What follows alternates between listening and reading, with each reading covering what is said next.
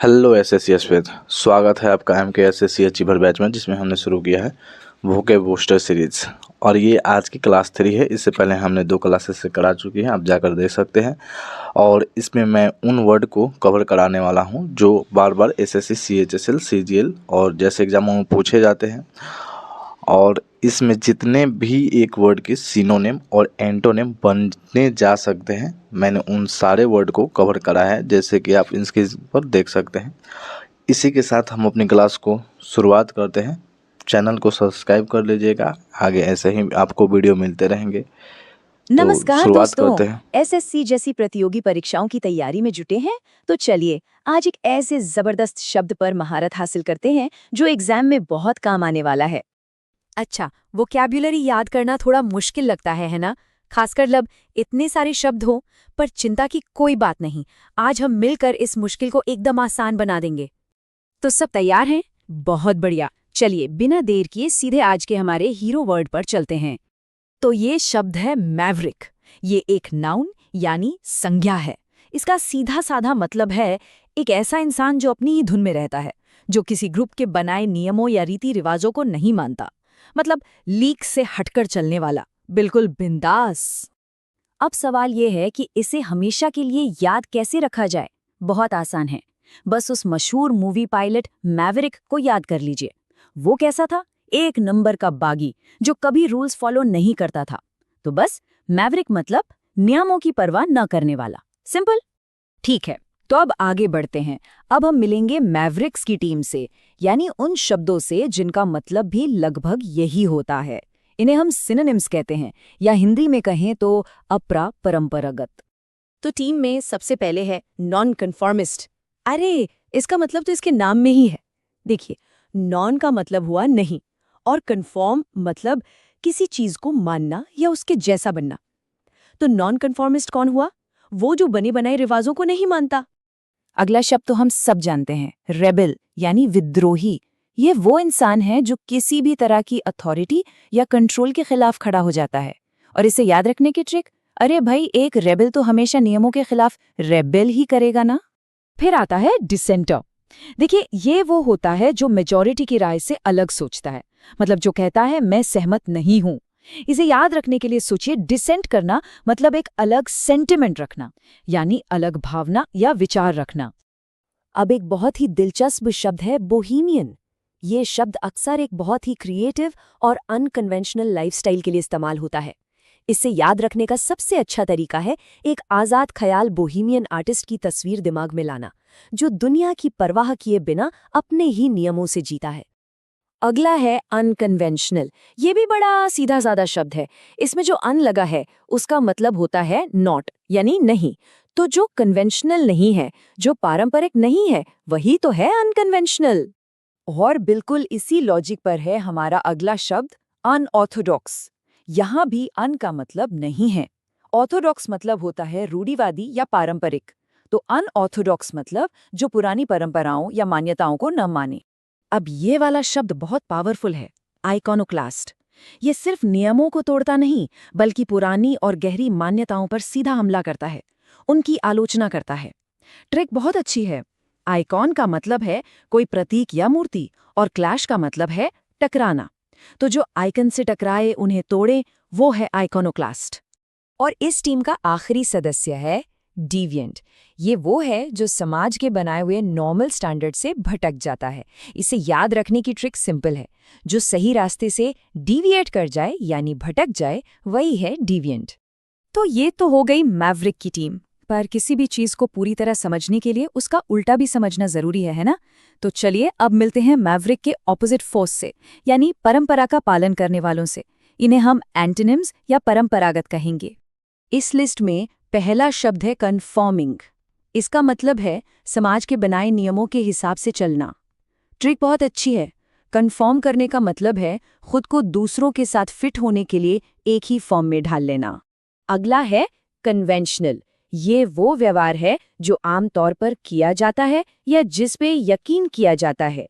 Trick सीधी है, जो इंसान सामाजिक कन्वेंशंस यानी परंपराओं और रिवाजों को मानता है, वो कन्वेंशनल कहलाता है।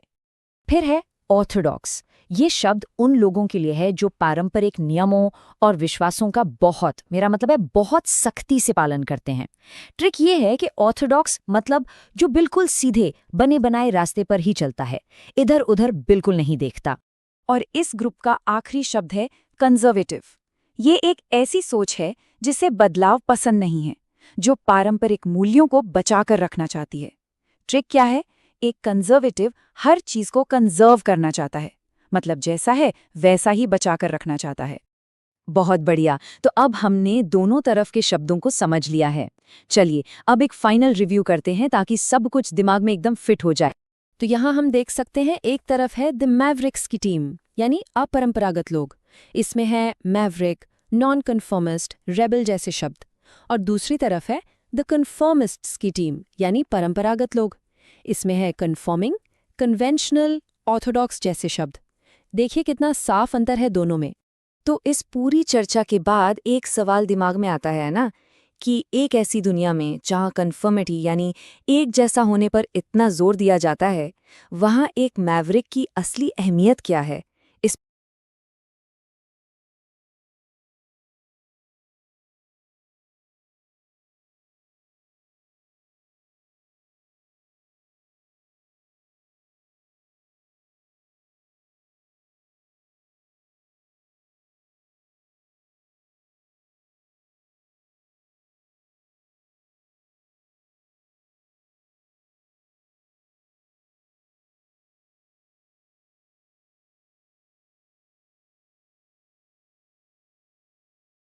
नमस्ते। कभी कभी कुछ शब्द ऐसे होते हैं ना, जो सुनने में तो बड़े भारी लगते हैं, लेकिन उनका मतलब समझना मुश्किल हो जाता है। तो आज हम ऐसे ही एक दमदार शब्द कॉन्स्टनेशन को हमेशा के लिए याद करने वाले हैं, और वो भी एक ऐसी ट्रिक के साथ जिसे भूलना नामुमकिन है। मैं अच्छी तरह समझ सकता हूँ। एग्जाम के प्रेशर में इतने सारे मुश्किल शब्दों को याद रखना कितना बड़ा सिरदर्द होता है।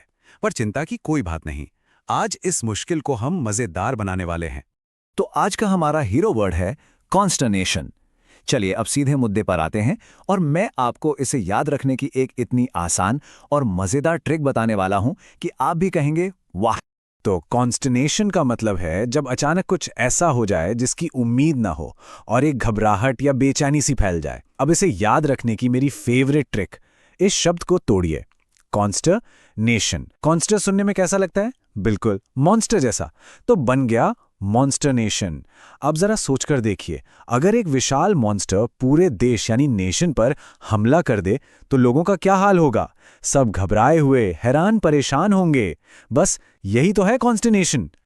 देखिए, कोई भी शब्द अकेला नहीं होता, उसका एक पूरा परिवार होता है, यानी उसके सिनोनिम्स। और हर शब्द का अपना एक अलग अंदाज, एक अलग तेवर होता है। तो चलिए अब कॉन्स्टरनेशन के इसी दिलचस्प परिवार के कुछ सदस्यों से मिलते हैं। पहले दो सदस्य हैं डिस्मे और डिस्ट्रेस। इनमें एक बहुत बारीक सा फर्क है, समझिए। मान लीजिए आपको अचानक पता चले कि आप एग्जाम में फेल हो गए। वो जो पहला शॉक लगता है ना, वो जो सदमा लगता है, वो है डिस्मे। लेकिन उसके बाद कई दिनों तक जो गहरा दुख, जो तकलीफ महसूस होती है, वो है डिस्ट्रेस। तो डिस्मे है पहला झटका और डिस्ट्रेस है उसके बाद की गहरी पीड़ा। अच्छा, अब उन शब्दों की बात करते हैं जो भविष्य के डर को दिखाते हैं। मतलब ऐसी फीलिंग जैसे आप जानते बूझते किसी जाल की तरफ बढ़ रहे हों। पहला शब्द है ट्रेपिडेशन। इसे याद रखने का सबसे बढ़िया तरीका क्या है? ये सुनने में ट्रैप जैसा लगता है, यानी जाल। ये वही डर है, वही घबराहट है जो कोई खतरनाक कदम उठाने से ठीक पहले महसूस होती है, जैसे पता हो कि आगे जाल बिछा है। और दूसरा शब्द है एप्रीहेंशन। इसे याद रखने के लिए पुलिस का शब्द याद रखिए, एप्रीहेंड, जिसका मतलब होता है गिरफ्तार करना। तो एप्रीहेंशन वही डर है कि कहीं कुछ बुरा ना हो जाए, कहीं पकड़े ना जाएं। ये भविष्य तो लेकर एक नेगेटिव फीलिंग है। क्या कभी ऐसा हुआ है कि मन की शांति ही भंग हो गई हो? चलिए अब कुछ ऐसे शब्दों को देखते हैं जो इसी तरह की बेचैनी वाली मानसिक स्थिति को दिखाते हैं। इन शब्दों को याद रखना तो बच्चों का खेल है, बस इनके टुकड़े कर दीजिए। पहला, डिस्क्वाइट्यूड। इसमें क्वाइट है तो मतलब मन क्वाइट नहीं है, अशांत है। दूसरा, डिस्कम्पोजर। इसमें कंपोज्ड है, यानी आप कंपोज्ड नहीं हैं, संयम खो चुके हैं। और तीसरा, पर्टुर्बेशन। ये तो सीधे सीधे perturbed से आया है, यानी पूरी तरह से परेशान। देखा कितना आसान है।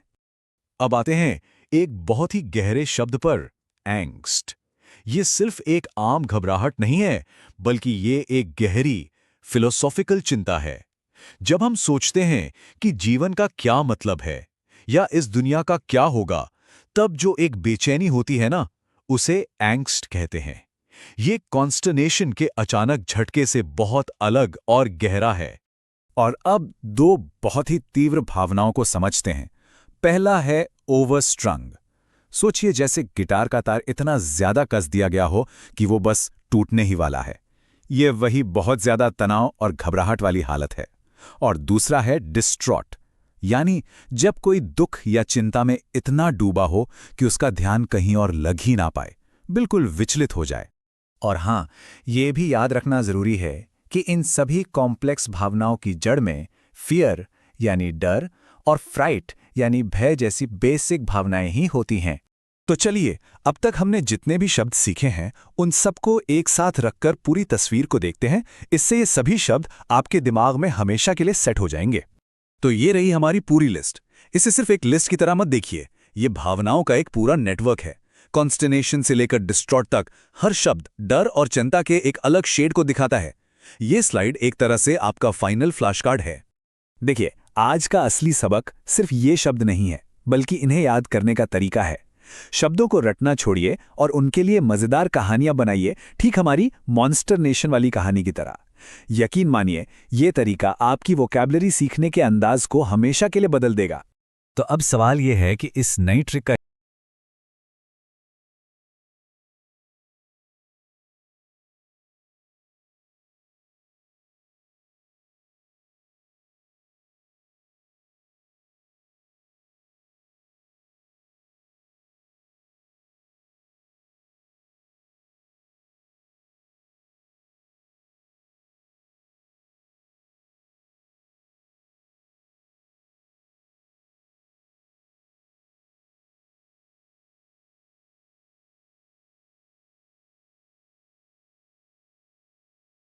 नमस्कार दोस्तों, आज हम एक ऐसे वर्ड को मास्टर करने वाले हैं जो एग्जाम्स में अक्सर हमें अटका देता है, लेकिन है बहुत जरूरी।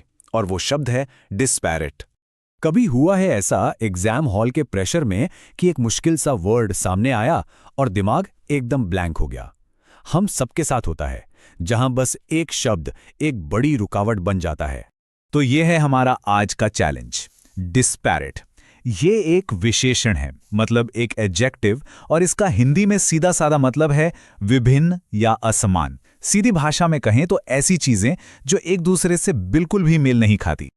लेकिन सवाल यह है कि इसे हमेशा के लिए याद कैसे रखें। चलिए, इसी में थोड़ा गहरा उतरते हैं। मेरे पास एक बहुत ही सिंपल मेमोरी ट्रिक है, एक तरह का सीक्रेट हथियार जिससे इस शब्द का मतलब फिर कभी नहीं भूलेगा। चलो इस कोड को क्रैक करते हैं। डिस्पैरेट शब्द को जरा ध्यान से देखिए। क्या ये सुनने में डिस सेपरेट जैसा नहीं लग रहा? बस यही तो हमारी ट्रिक है। इसे दो हिस्सों में तोड़कर सोचिए, डिस और सेपरेट। तो अब सोचिए, अगर कोई चीजें सेपरेट हैं यानी अलग अलग हैं, तो इसका मतलब ही है कि वो एक दूसरे से डिफरेंट हैं, मतलब भिन्न हैं। है ना? एकदम आसान। सेपरेट का मतलब ही डिफरेंट है। और मजे की बात तो अब शुरू होती है। देखते हैं कि कैसे ये एक छोटी सी ट्रिक इससे मिलते जुलते शब्दों यानी इसके सिनोनिम्स के पूरे ग्रुप का ताला खोल देती है। पहला सिनोनिम है कॉन्ट्रास्टिंग। अब जो चीजें एक दूसरे के उलट होती हैं, कॉन्ट्रास्ट में होती हैं, वो तो जाहिर सी बात है कि सेपरेट और अलग अलग ही होंगी। तो देखिए, ये हमारी डिससेपरेट वाले ट्रिक से सीधा जोड़ गया। अगला है डिसिमिलर या अनलाइक। इसका तो मतलब ही होता है जो एक जैसा ना हो। और जो चीजें एक जैसी नहीं होती वो क्या होती हैं? अलग अलग, यानी सेपरेट। देखिए, ये ट्रिक कितनी बढ़िया काम कर रही है। अब एक और बढ़िया सा शब्द देखते हैं, इनकॉन्ग्रुअस। इसका मतलब होता है बेमेल, या जो आपस में फिट न बैठें। जो चीजें एक साथ मेल नहीं खाती वो असल में एक दूसरे से अलग ही तो होती हैं, सेपरेट और डिफरेंट। तो पॉइंट यह है कि ये पूरी family, contrasting, differing, dissimilar, incongruous, varying, इन सब का जड़ में एक ही मतलब है, डिफरेंट।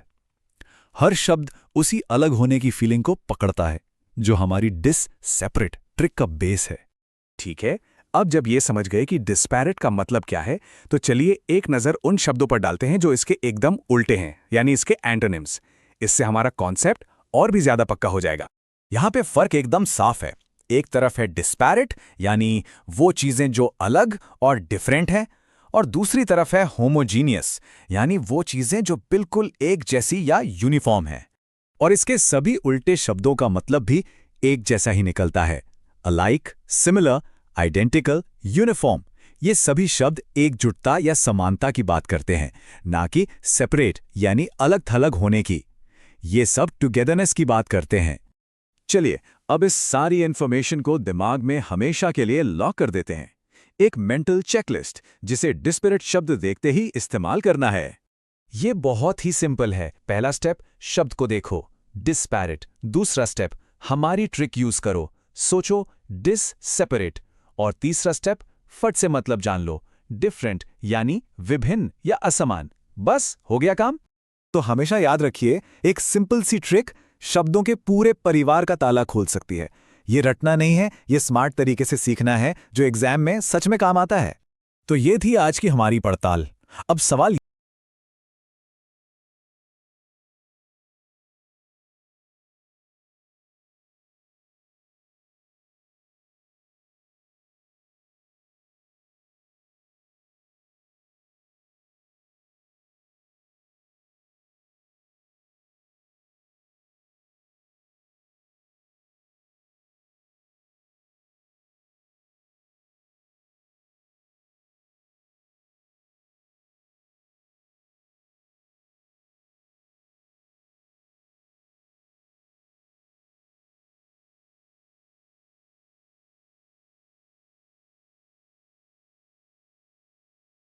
नमस्ते। चलिए आज एक ऐसे शब्द को पकड़ते हैं जो कॉम्पिटिटिव एग्जाम्स में अक्सर सिरदर्द बन जाता है, और वो शब्द है आउटलैंडिश। आज हम देखेंगे कि इसके इतने सारे मिलते जुलते शब्दों को, मतलब इसके सिनोनिम्स को, आसानी से कैसे याद रखा जाए ताकि एग्जाम में कोई कंफ्यूजन ही ना रहे।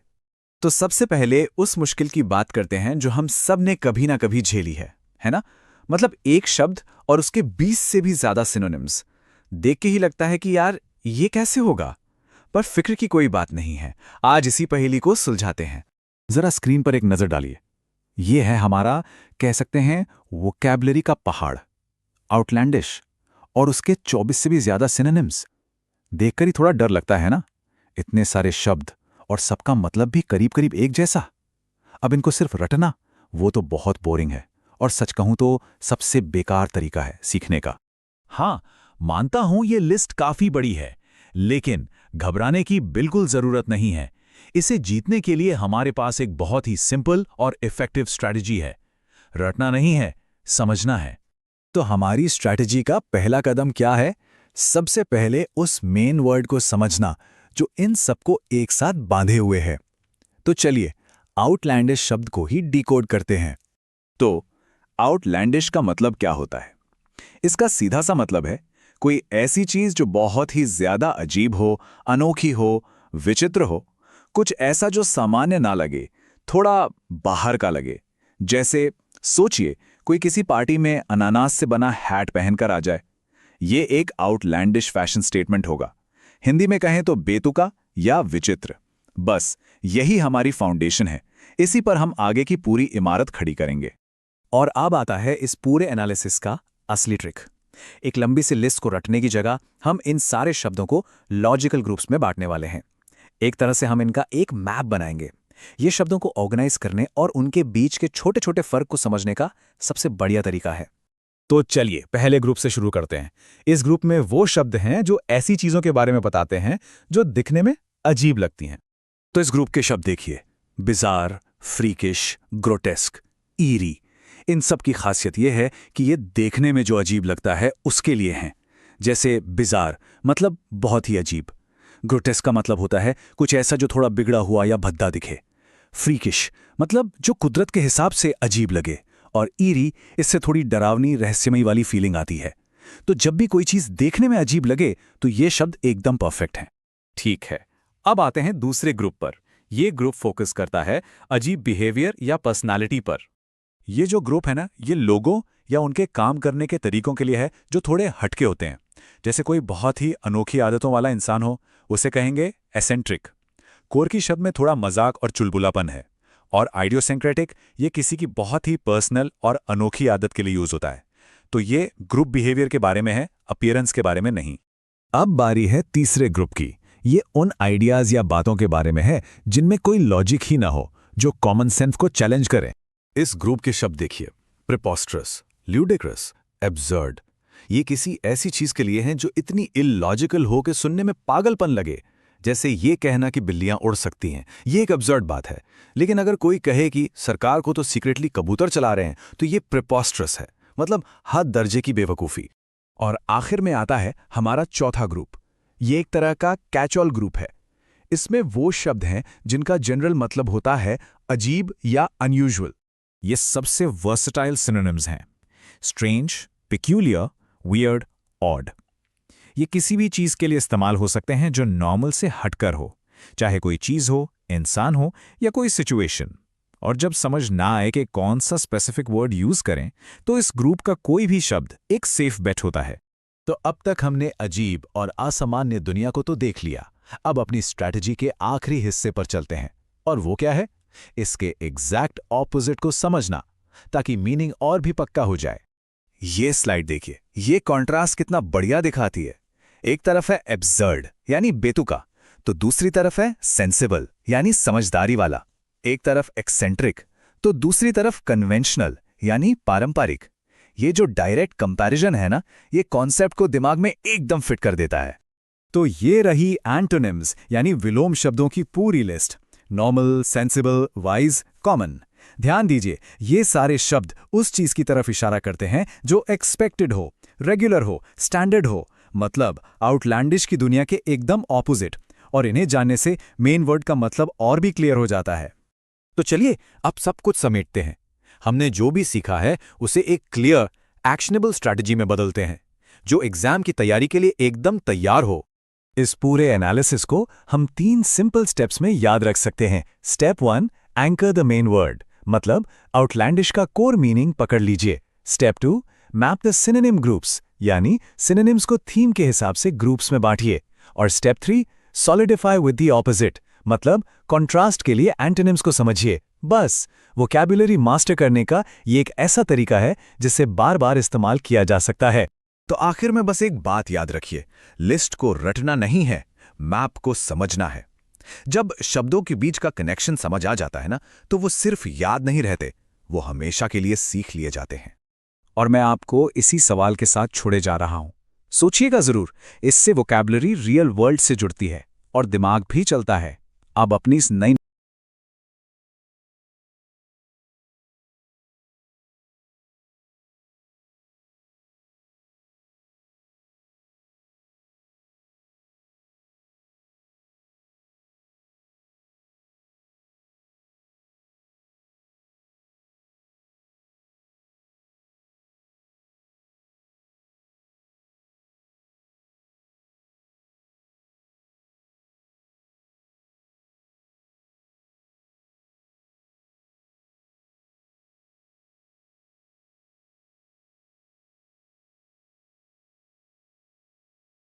नमस्कार। आज बात करेंगे एक ऐसे कमाल के शब्द की जो एग्जाम्स में तो काम आता ही है, पर रोज की बातचीत में भी बहुत फिट बैठता है। एक ऐसा शब्द जो किसी भी चीज की उथल-पुथल को, उसकी अस्थिरता को एकदम सटीक तरीके से बयां करता है।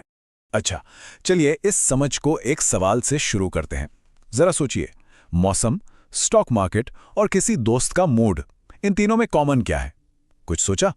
ये तीनों ही चीजें हमें अक्सर चौंका देती हैं, है ना?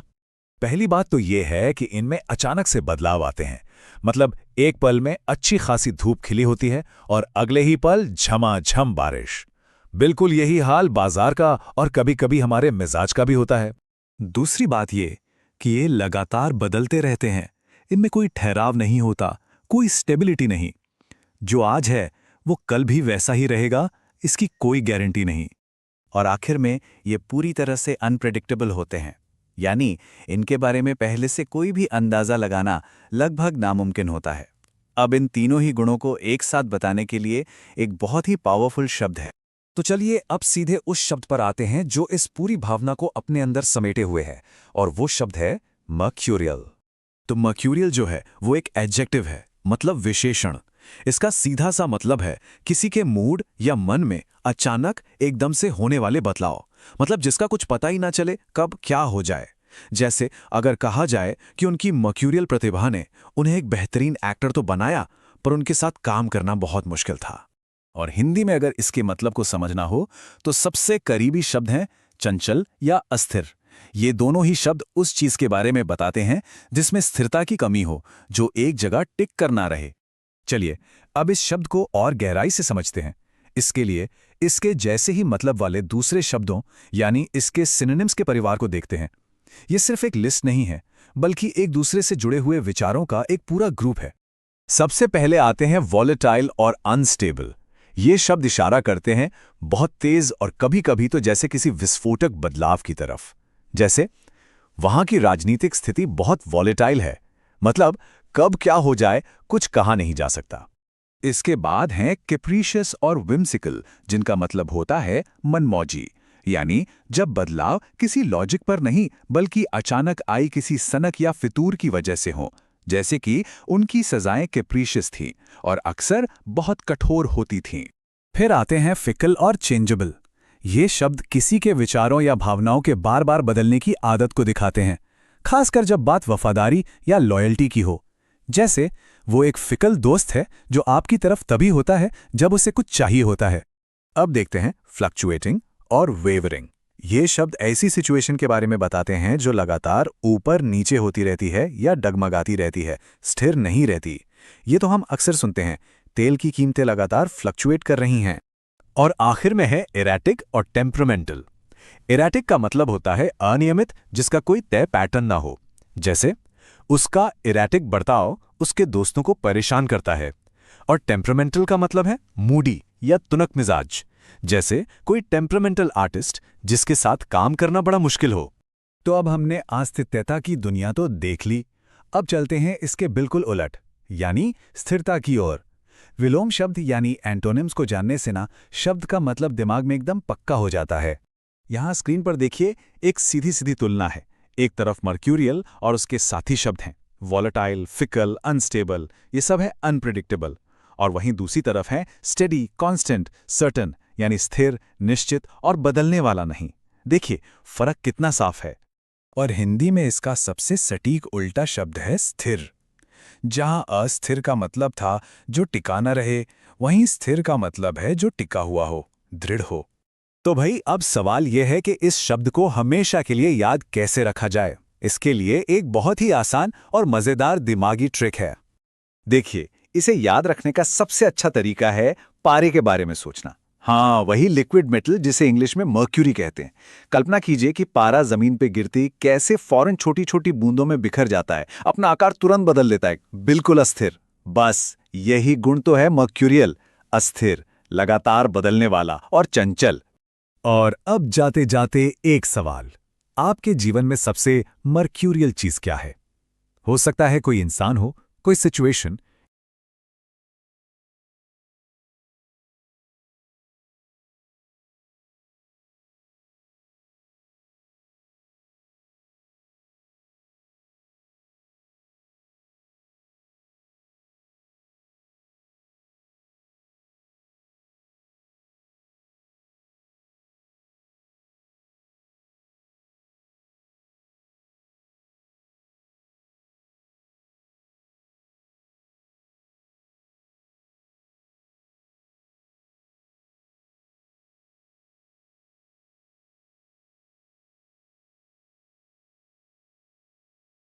नमस्कार। कॉम्पिटिटिव एग्जाम्स की तैयारी में वोकैब एक बड़ा चैलेंज होता है ना? कुछ शब्द तो ऐसे होते हैं जो बार बार सामने आते हैं।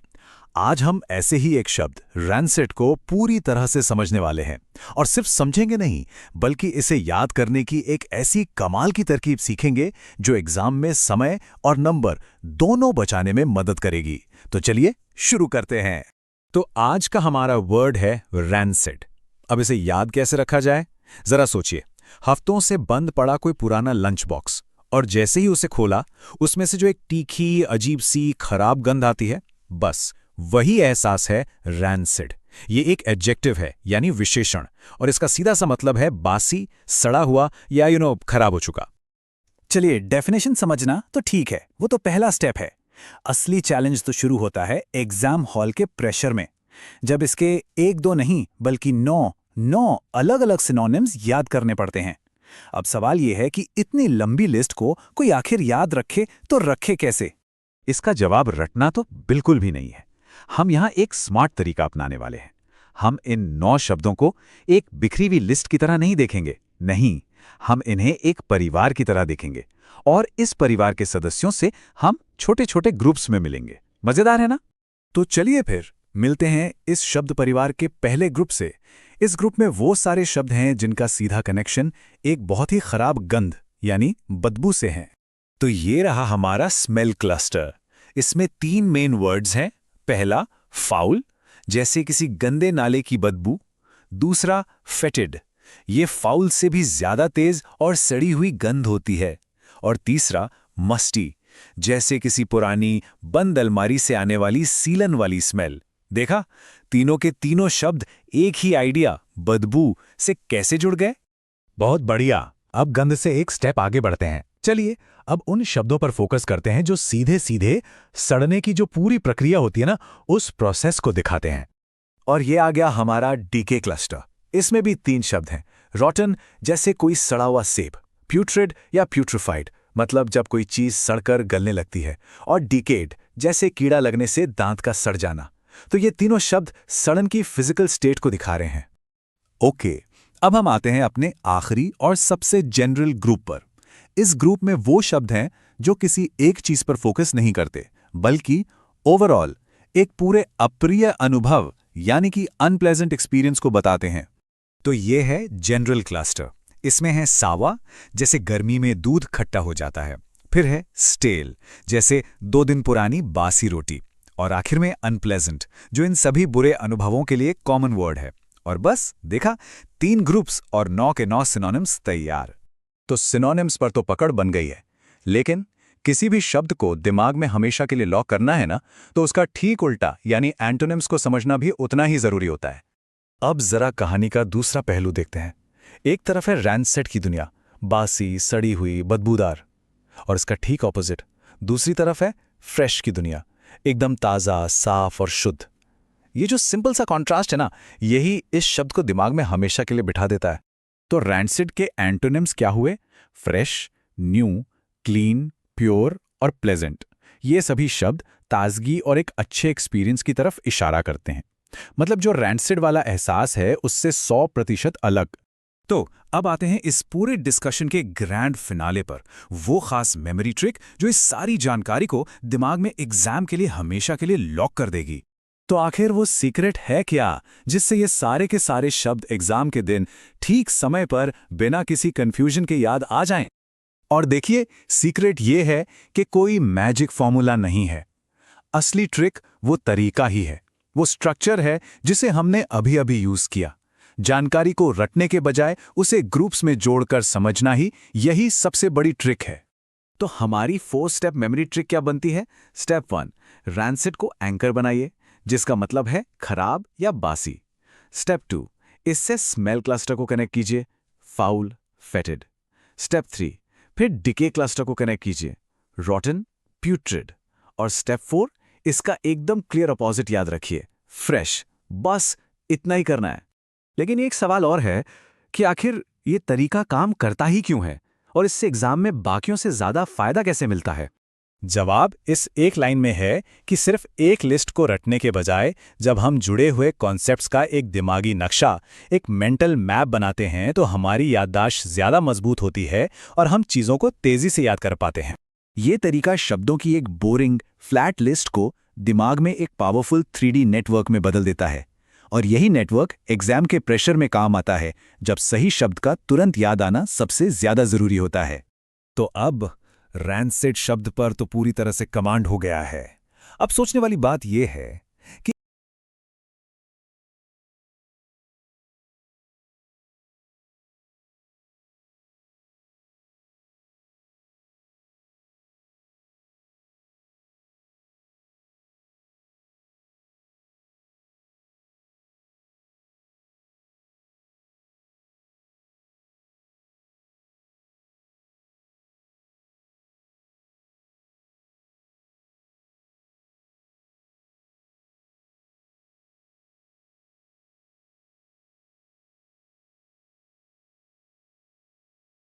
तो कभी सोचा है कि चिड़चिड़ा होने के भी कितने अलग-अलग अंदाज हो सकते हैं? आज हम ठीक यही पता लगाने वाले हैं। कुछ ऐसे शब्द देखेंगे जो सुनने में मुश्किल लगते हैं, पर उन्हें हम एकदम आसान बना देंगे। तो चलिए सीधे मुद्दे पर आते हैं। इरिटेबल और इरेसिबल, इन दोनों में आखिर फर्क क्या है? देखिए, ये सिर्फ दो शब्द नहीं हैं, ये एक तरह से एक चाबी है ये समझने की कि हम अपने खराब मूड को कितने सही तरीके से, कितनी बारीकी से बयां कर सकते हैं। हमारी इस पूरी कहानी का जो हीरो है, या कह लें शुरुआती बिंदु, वो है ये शब्द टेस्टी, मतलब कोई जो बहुत आसानी से चिढ़ जाए। लेकिन रुकिए, ये तो सिर्फ ट्रेलर है, क्योंकि यहीं से इंसानी मिजाज के न जाने कितने अलग अलग रंग निकलकर सामने आते हैं। तो अब हम सिर्फ शब्दों की एक लिस्ट नहीं देखने वाले, नहीं, बिल्कुल नहीं। हम इन्हें किरदारों की तरह समझेंगे। तो चलिए फिर मिलते हैं हमारी कहानी की पहली टीम से, टेस्टी टीम से। यहाँ हर किरदार अपनी फ्रस्ट्रेशन को एक बिल्कुल ही अलग अंदाज में दिखाता है। तो इस टीम में सबसे पहले आते हैं वो लोग जो अपनी चिढ़ को, कह सकते हैं, शब्दों और झुंझुलाहट भरी आवाजों से जाहिर करते हैं। अच्छा, अब इन किरदारों की बीच का फर्क देखिए, बहुत मजेदार है। क्वेरुलस वो है जो हर छोटी छोटी बात पर बस शिकायत ही करता रहता है, मतलब लगातार कुछ न कुछ बड़बड़ाता रहेगा। वहीं दूसरी तरफ पेचुलेंट का जो गुस्सा है ना, वो बिल्कुल बच्चों वाला है। सोचिए, जैसे किसी बच्चे को उसकी मनपसंद चीज ना मिली हो और वो मुंह फुलाकर बैठ गया हो, बिल्कुल वैसा। अब मिलते हैं कुछ ऐसे किरदारों से जो अपनी बात को न घुमा फिरा कर नहीं, बल्कि सीधे सीधे कहते हैं। पहला है ग्राउची, जो मतलब हमेशा ही खराब मूड में रहता है। और फिर आता है वॉस्पिश। इसकी बातें बिल्कुल मधुमक्खी के डंक की तरह होती हैं, एकदम तीखी और चुभने वाली। ये वो लोग हैं जो अपनी नाराजगी को छिपाते नहीं हैं, बिल्कुल भी नहीं। चलिए अब कहानी में और आगे बढ़ते हैं और देखते हैं कि कैसे ये साधारण सी शिकायत एक असली लड़ाई झगड़े की इच्छा में बदल जाती है। ये स्लाइड एक तरह से टकराव की सीढ़ी है। देखिए, पहला कदम है कंटेंशियस। ये वो इंसान है जिसे बस बहस करने में मजा आता है, मजा। लेकिन जैसे जैसे हम इस सीढ़ी पर ऊपर चढ़ते जाते हैं, बात पहुंच जाती है बेलिकोस तक। इसका मतलब है वो इंसान जो लड़ने के लिए एकदम तैयार बैठा है, मानो जैसे कोई जंग का ऐलान ही कर रहा हो। ये जो शब्द है ना, ये किसी के गहरे स्वभाव को दिखाते हैं। सर्ली मतलब कोई जो उदास और रूखा सा हो, और वहां से लेकर आयरासिबल तक, जिसका मतलब है कोई जो बहुत जल्दी भड़क जाए। और हाँ, आयरासिबल ही वो शब्द है जो हमारे सबसे पहले सवाल का जवाब है। ये सिर्फ एक पल का मूड नहीं है, ये एक पक्की आदत है। और अब हम पहुंच गए हैं इस कहानी के सबसे खतरनाक मोड़ पर, ट्रग्युलेंट। ये सिर्फ गुस्सा या चिड़चिड़ापन नहीं है, नहीं, ये वो इंसान है जो जानबूझकर लड़ने पर उतारू है, विद्रोही है, जो मानो टकराव के लिए ही जीता है। उफ, इतनी सारी नेगेटिविटी के बाद अब जरा एक गहरी सांस लीजिए, क्योंकि हर सिक्के का दूसरा पहलू भी तो होता है। तो चलिए अब दुनिया को बिल्कुल उल्टे एक पॉजिटिव नजरिए से देखते हैं। जरा देखिए कैसे सिर्फ एक शब्द बदलने से पूरी की पूरी भावना ही बदल जाती है। जहां सर्ली यानी रूखापन था, वहीं अब चेयरफुल यानी हंसमुख मिजाज है।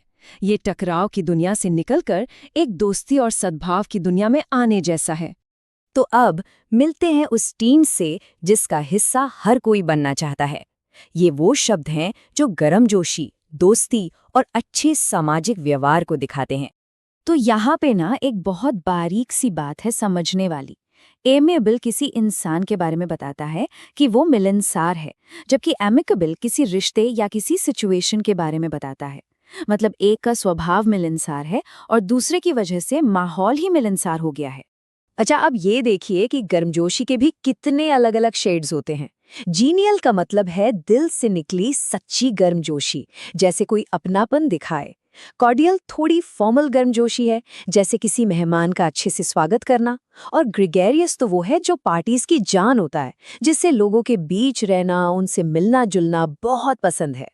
तो इन सबको अगर एक साथ देखें तो ये शब्द सिर्फ एक लिस्ट नहीं है, ये तो एक पूरा का पूरा इमोशनल टूल किट है, जिससे हम अपनी और दूसरों की भावनाओं को बेहतर समझ सकते हैं। आज हमने 25 से भी ज्यादा नए शब्द सीखे हैं। अब अपनी भावनाओं को और दूसरों के स्वभाव को ज्यादा सही तरीके से बयां करने का एक पूरा खजाना मिल गया है। ये कितनी गहरी बात है कि सही शब्द का इस्तेमाल करना कितना जरूरी है। ये हमें बताता है कि कम्युनिकेशन में सही शब्द चुनना क्यों इतना ज्यादा मायने रखता है। तो अब आखिरी सवाल यही है कि इन नए शब्दों के साथ अब दुनिया को किस नए नजरिए से देखा जाएगा और कैसे बयां किया जाएगा। इस नई ताकत का इस्तेमाल करके अपने बातचीत को और भी असरदार बनाना अब हमारे हाथ में है।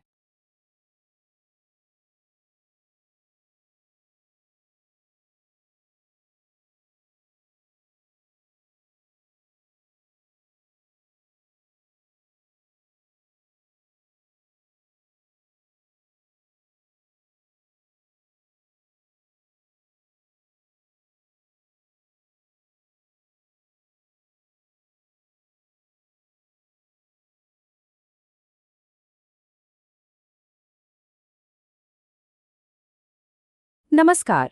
आज हम एक ऐसे शब्द पर महारत हासिल करेंगे जो सुनने में थोड़ा मुश्किल लगता है, ओब्स्ट्रेपरस। चलिए आज इसे ऐसे समझते हैं कि ये फिर कभी दिमाग से निकले ही ना। अच्छा, जब हम सब एग्जाम की तैयारी करते हैं तो कुछ शब्द ऐसे होते हैं जो बार बार सामने आते हैं और बार बार भूल जाते हैं, है ना? ओब्स्ट्रेपरस बिल्कुल वैसा ही एक शब्द है। तो सवाल यही है कि इसे हमेशा के लिए मेमोरी में लॉक कैसे किया जाए। आइए आज इसी का हल निकालते हैं। ठीक है, तो चलिए सीधे मुद्दे पर आते हैं। सबसे पहले इस भारी भरकम से दिखने वाले शब्द को तोड़ते हैं और देखते हैं कि इसका असल मतलब है क्या। तो ऑब्स्ट्रिपरस एक एडजेक्टिव है, यानी एक विशेषण। इसका मतलब बहुत सीधा है, कोई भी व्यक्ति या चीज जो बहुत ज्यादा शोर मचाए और जिसे कंट्रोल करना मतलब काबू में करना बहुत मुश्किल हो। बस ये दो बातें याद रखिए, बहुत ज्यादा शोर और कंट्रोल से बाहर। अब किसी शब्द को बेहतर समझने का एक तरीका होता है उसके दोस्तों से मिलना, मतलब इसके जैसे ही मतलब वाले दूसरे शब्दों यानी कि इसके सिनोनिम्स को जानना। तो ऑब्स्ट्रेपरस का एक पहलू तो है सिर्फ और सिर्फ शोर, जैसे कि नॉइजी, वॉसिफरस या बॉइस्ट्रस। ये सारे शब्द एक ऐसी सिचुएशन को दिखाते हैं जहां बहुत ज्यादा शोर शराबा और हंगामा हो रहा है, मतलब शांति तो दूर दूर तक नहीं है। और अब आते हैं इसके दूसरे पहलू पर, जो जुड़ा है बेकाबू हरकतों से। अनरूली, अप्रोर, ट्यूमल्चुअस जैसे शब्द ये सब दिखाते हैं कि सिचुएशन पूरी तरह से कंट्रोल से बाहर है, मतलब सिर्फ शोर नहीं बल्कि हंगामा और उथल-पुथल भी है। अच्छा, किसी शब्द का मतलब पक्का करने के लिए ना ये जानना बहुत जरूरी है कि उसका उल्टा क्या होता है। तो चलिए अब ऑब्स्ट्रेपरस के एंटोनिम्स यानी इसके विलोम शब्दों पर एक नजर डालते हैं। ये शब्द एकदम उल्टी दुनिया दिखाते हैं, एक ऐसी दुनिया जो पूरी तरह से शांत और सुकून से भरी है। क्वाइट, पीसफुल, सीरीन, ये सभी एक ऐसे माहौल की बात करते हैं जहां कोई शोर शराबा या हंगामा नहीं है। देखिए यहाँ पर सब कुछ एकदम साफ हो जाता है। एक तरफ है शोर, हंगामा और बेकाबू माहौल, और दूसरी तरफ है एकदम शांति और सुकून। ये जो जमीन आसमान का फर्क है ना, यही इस शब्द के मतलब को हमारे दिमाग में अच्छी तरह से बिठा देता है। तो चलिए अब आते हैं सबसे मजेदार हिस्से पर। मैं आपको एक ऐसी कमाल की ट्रिक बताता हूं जिसके बाद आप ये शब्द चाहकर भी नहीं भूल पाएंगे। और जानते हैं सबसे अच्छी बात क्या है? ये ट्रिक कहीं बाहर से नहीं लानी है, इसका राज तो खुद इस शब्द के अंदर ही कहीं छिपा हुआ है, हमें बस उसे ढूंढ निकालना है। तो ये रही वो ट्रिक, ध्यान से सुनिए। सबसे पहले शब्द को बोलिए, ऑब्स्ट्रिपरस। अब जरा सोचिए ये सुनने में कैसा लगता है? ऑब्स्ट्रक्ट द प्रेस जैसा है ना, जिसका मतलब है प्रेस को रोकना। अब बस अपने मन में एक तस्वीर बनाइए। सोचिए कि एक बहुत ही शोर मचाती हुई बेकाबू भीड़ है जो मीडिया वालों को, प्रेस को उनका काम करने से रोक रही है। ये जो इमेज है ना, यही ऑब्स्ट्रिपरस का असली मतलब है, शोरगुल से भरा और कंट्रोल से बाहर। और ये सेंटेंस तो इस कनेक्शन को एकदम पक्का कर देता है। जब भीड़ ने प्रेस को बाधित करने, ऑब्स्ट्रक्ट द प्रेस का फैसला किया, तो उनका व्यवहार उपद्रवी हो गया, ऑब्स्ट्रिपरस हो गया। देखा आपने, ऑब्स्ट्रक्ट द प्रेस वाला काम ही तो ऑब्स्ट्रिपरस बिहेवियर है। तो हुआ क्या, हमने एक मुश्किल से दिखने वाले शब्द को लिया, उसके मतलब को हिस्सों में समझा और फिर ऑब्स्ट्रक्ट द प्रेस वाली एक छोटी सी कहानी से, एक इमेज से उसे हमेशा के लिए जोड़ दिया। अब ये सिर्फ एक शब्द नहीं है, ये एक पूरी तस्वीर है। चलिए एक छोटा सा टेस्ट हो जाए। इस खाली जगह को भरिए। The dash children made it impossible for the teacher to continue the lesson. थोड़ा सोचिए, ट्रिक याद कीजिए। बिल्कुल सही जवाब है ऑब्स्ट्रेपरस। मतलब शोर मचाने वाले और बेकाबू बच्चों ने टीचर का पढ़ाना ही मुश्किल कर दिया था। और अब जाते जाते आपके लिए एक सवाल छोड़ जाता हूँ। जरा सोचिए, ऐसे और कौन कौन से मुश्किल शब्द हैं जिन्हें हम इसी तरह के किसी सिंपल और मज़ेदार ट्रिक से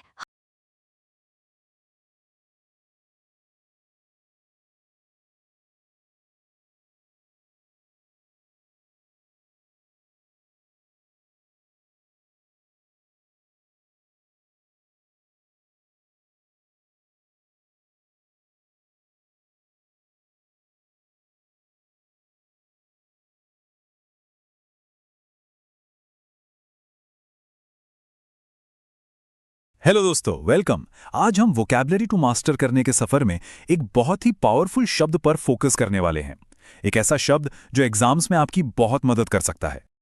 अच्छा, कभी ऐसा हुआ है कि वोकैबुलरी की लंबी चौड़ी लिस्ट देख के सिर चकरा गया हो कि भाई एक साथ 40-50 शब्द याद कैसे करें? इम्पॉसिबल सा लगता है, राइट? वेल, इसी प्रॉब्लम का सोल्यूशन आज हम ढूंढेंगे। तो इस चैलेंज को फेस करने के लिए हम एक स्मार्ट अप्रोच अपनाएंगे और हमारा आज का हीरो वर्ड है लैक्रिमोज। चलिए इसको डिकोड करते हैं। ओके, तो सबसे पहले लैक्रिमोज है क्या? ये एक एडजेक्टिव यानी विशेषण है। इसका सीधा सा मतलब है टेयरफुल, या कोई जो बहुत जल्दी रो देता हो, शोकपूर्ण, दुखी। बेसिकली जो रोना धोना वाला मूड होता है ना, बस वही है लैक्रिमोज। अब आता है सबसे इंपॉर्टेंट पार्ट, इसको याद कैसे रखें। मेरे पास एक बहुत मजेदार ट्रिक है। लैक्रिमोज को ऐसे सोचिए, लैक ऑफ रोज। हाँ, लैक ऑफ रोज। इमेजिन कीजिए किसी को गुलाब नहीं मिला और वो बेचारा दुखी हो गया, रोने लगा। तो लैक ऑफ रोज की वजह से वो हो गया लैक्रिमोस। सिंपल है ना? ये कहानी इस वर्ड को आपके दिमाग में लॉक कर देगी। ग्रेट, तो लैक्रिमोर्स का मतलब तो क्लियर हो गया। अब चलिए इसके परिवार से मिलते हैं, मतलब इसके सिनोनिम्स से। अब देखिए, हम एक लंबी बोरिंग लिस्ट नहीं रटेंगे, नहीं, हम इन्हें छोटे छोटे ग्रुप्स में समझेंगे। इसे हम कहेंगे द फैमिली ऑफ सैडनेस। तो इस फैमिली का पहला ग्रुप है द साउंड ऑफ सैडनेस, मतलब दुख की आवाज। ये वो वर्ड्स हैं जो दुख को दिखाते या सुनाते हैं, जैसे टीयरफुल, आंखों में आंसू होना, वीपी, जो फटाक से रो दे, मॉर्नफुल, किसी के जाने पर जो शोक होता है, और प्लेंटिव, मतलब एक दर्द भरी सैड सी आवाज। ये सारे वर्ड्स दुख को एक्सप्रेस करते हैं। ओके, अब चलते हैं थोड़ी और गहरी सैडनेस की तरफ। हमारा दूसरा ग्रुप है द फीलिंग ऑफ ग्लूम। ये वो वर्ड्स हैं जो अंदर की गहरी उदासी को बताते हैं, जैसे डोलफुल और डोलोरस। दोनों का मतलब है दुख से भरा हुआ। मरोज, मतलब कोई जो चुप चुप, चिड़चिड़ा सा और उदास रहता है। और एक इंटरेस्टिंग वर्ड है लुगुब्रियस। ये ऐसी उदासी है जो थोड़ी ड्रामेटिक या ओवर द टॉप लगे। तो ये सिर्फ रोना नहीं है, ये वो हैवी फीलिंग है जो दिल पे बोझ डालती है। और सैडनेस फैमिली का हमारा आखिरी ग्रुप है द लुक ऑफ डिफीट, मतलब हार का लुक। ये वो वर्ड्स हैं जो किसी के चेहरे और बॉडी लैंग्वेज से निराशा दिखाते हैं, जैसे डिजेक्टेड, निराश और दुखी, डिस्पॉन्डेंट, जब सारी उम्मीद ही खत्म हो जाए, डाउनकास्ट, जब दुख में नजरें झुकी हों, और क्रेस्टफॉलन, जब कोई बुरी तरह हताश हो, जैसे कंधे झुक गए हों। ये वो वर्ड्स हैं जो बिना बोले ही सब कुछ कह जाते हैं। ओके, बहुत हो गई दुख की बातें। अब कॉइन को फ्लिप करते हैं और दूसरी साइड देखते हैं, लैक्रिमोस के ऑपोजिट्स यानी एंटोनिम्स। तो welcome to the family of joy. इस हैप्पी फैमिली का पहला ग्रुप है फुल ऑफ चीयर। ये वो वार्म, कंफर्टेबल हैप्पीनेस वाले वर्ड्स हैं, जैसे जोवियल, मतलब एक हंसमुख फ्रेंडली इंसान, जोकोज, जो मजाकिया हो, प्लेफुल हो, जोकंड और चेयरफुल तो आप जानते ही हैं, खुश और पॉजिटिव। ये वो डे टू डे वाली अच्छी फीलिंग है। चलिए अब एनर्जी लेवल को और बढ़ाते हैं हमारे दूसरे ग्रुप के साथ, फुल ऑफ एनर्जी। ये वो वाली खुशी है जिसमें नाचने का मन करे। वर्ड्स हैं बॉयंट, मतलब full of life and enthusiasm, sprightly, मतलब एनर्जेटिक, लाइवली, जॉन्टी, जिसमें कॉन्फिडेंस और हैप्पीनेस दोनों हो, और पर्की या फ्रिस्की, जो एकदम चंचल और फुर्तीला हो। और फाइनली हम पहुंचते हैं पीक हैप्पीनेस पर। यह खुशी का टॉप लेवल है। वर्ड्स हैं इलेटेड, मतलब खुशी के मारे सातवें आसमान पर होना, ब्लिसफुल, जब एब्सोल्यूट पीस एंड हैप्पीनेस हो, एनिमेटेड, जो जोश और जिंदा दिली से भरा हो, फेस्टिव, बिल्कुल त्योहार जैसा माहौल। और रैप्चर मतलब परमानंद, जब कोई खुशी से झूम उठे। अब जरा इसको देखिए, ये है सैडनेस वर्सेस जॉय का अल्टीमेट फेस ऑफ। एक तरफ है लुगुब्रियस, हद से ज्यादा दुखी और ग्लूमी, दूसरी तरफ है जोवियल, एकदम खुशमिजाज और चेयरफुल। इन दोनों को साइड बाय साइड देखने से इनके मीनिंग का जो कॉन्ट्रास्ट है ना, वो एकदम क्रिस्टल क्लियर हो जाता है। वाओ, तो हमने सैडनेस और जॉय दोनों दुनिया की सैर कर ली। अब टाइम है एक क्विक टेस्ट का, ये देखने के लिए कि कितना याद रहा। चलिए, जो सीखा है उसे दिमाग में लॉक कर लेते हैं। तो पहला सवाल, उस वर्ड को याद कीजिए जिसका मतलब होता है डिजेक्टेड एंड डाउनकास्ट। सोचिए, कोई टीम फाइनल मैच हार गई और खिलाड़ी के कंधे झुके हुए हैं, उसे क्या कहेंगे? कौन सा वर्ड था वो? अगर आपके दिमाग में क्रेस्टफॉलन आया तो एब्सोल्युटली करेक्ट, ब्रिलियंट। इसका मतलब है कि आप फोकस कर रहे थे। और अब एक फाइनल थॉट, अगर कोई लैक्रिमोस का ऑपोजिट है तो वो एग्जैक्टली क्या है? क्या वो सिर्फ चीयरफुल है, या बॉयंट है, या फिर ELATED है? देखिए, इसका कोई एक सिंगल आंसर नहीं है, और यही तो लैंग्वेज की खूबसूरती है। सही फीलिंग के लिए सही वर्ड चुनना। इस पर सोचिएगा जरूर। अगली बार तक कीप लर्निंग।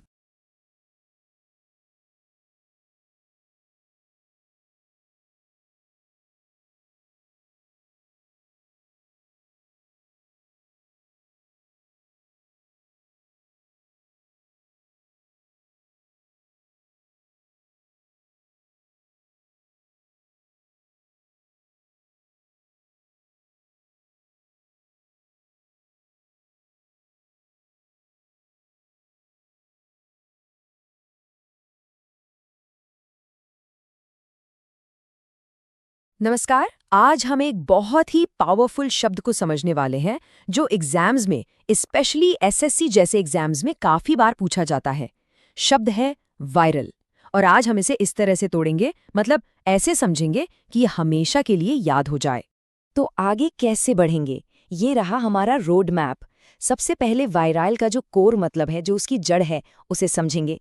फिर इसके जो सिनोनिम्स हैं उन्हें दो हिस्सों में देखेंगे, एक जो पावर की बात करते हैं और दूसरे जो फिजिकल प्रेजेंस या बनावट की। सेम चीज हम एंटोनिम्स यानी विलोम शब्दों के साथ भी करेंगे। और एंड में सब कुछ मिलाकर एक कंप्लीट पिक्चर देखेंगे। देखिए, ये ट्रिक सिर्फ एक शब्द के लिए नहीं है, इससे दर्जनों शब्द आसानी से याद हो जाएंगे। तो चलिए शुरू करते हैं हमारे पहले सेक्शन से, वायरल का कोर कॉन्सेप्ट, मतलब इसकी बुनियाद क्या है। क्योंकि किसी भी शब्द को मास्टर करना है तो उसकी नींव मजबूत होनी चाहिए, राइट? तो आखिर ये वायरल है क्या? देखिए, वायरल एक एडजेक्टिव यानी एक विशेषण है। इसका सीधा साधा मतलब है स्ट्रेंथ, एनर्जी और मैनलीनेस से भरा हुआ। इसे हिंदी में हम कहते हैं बलवान या पौरुषपूर्ण। तो जब भी ये शब्द सुने, दिमाग में ताकत, जोश और मर्दानगी वाली इमेज आनी चाहिए। ओके, तो कोर मीनिंग तो क्लियर हो गया। अब आते हैं इसके सिनोनिम्स यानी मिलते जुलते शब्दों पर। और यहाँ पर एक बहुत जरूरी बात है, हमें बस एक लंबी सी लिस्ट रटनी नहीं है। असली ट्रिक है इन शब्दों को लॉजिकल ग्रुप्स में, मतलब परिवारों में बांटना। तो हमारा पहला ग्रुप है, चलिए इसे पावर ग्रुप कहते हैं। इसमें वो सारे शब्द हैं जो सीधे सीधे ताकत की बात करते हैं। ये एक क्वालिटी है, एक अंदरूनी गुण, जैसे कि manly, strong, masculine, potent, energetic, powerful, macho, muscular और ब्रॉनी। ये सब एक ही फैमिली के हैं। अब आते हैं दूसरे ग्रुप पर, फिजिकल प्रेजेंस ग्रुप। यहाँ थोड़ा सा अंतर है, ध्यान से समझिएगा। ये शब्द ताकत की नहीं बल्कि फिजिकल साइज और बनावट की बात करते हैं। हाँ, अक्सर एक बड़ा मजबूत शरीर ताकतवर होता है, पर ये शब्द साइज पर फोकस करते हैं, जैसे robust, sturdy, husky, barley, stout. ये सब एक मजबूत बनावट दिखाते हैं। और फिर इसी ग्रुप में कुछ और शब्द हैं जो मोटा ताज़ा होने की तरफ इशारा करते हैं, जैसे प्लम्प, ओबीज, कॉर्पुलेंट और फ्लैशी। ऑलराइट, तो सिनोनिम्स तो हो गए। अब पिक्चर का दूसरा साइड देखते हैं, एंटोनिम्स यानी विलोम शब्द। किसी शब्द का उल्टा समझने से उस शब्द का असली मतलब और भी ज्यादा क्लियर हो जाता है। तो देखिए, वायरल का सबसे डायरेक्ट ऑपोजिट क्या है? सिंपल है, वीक।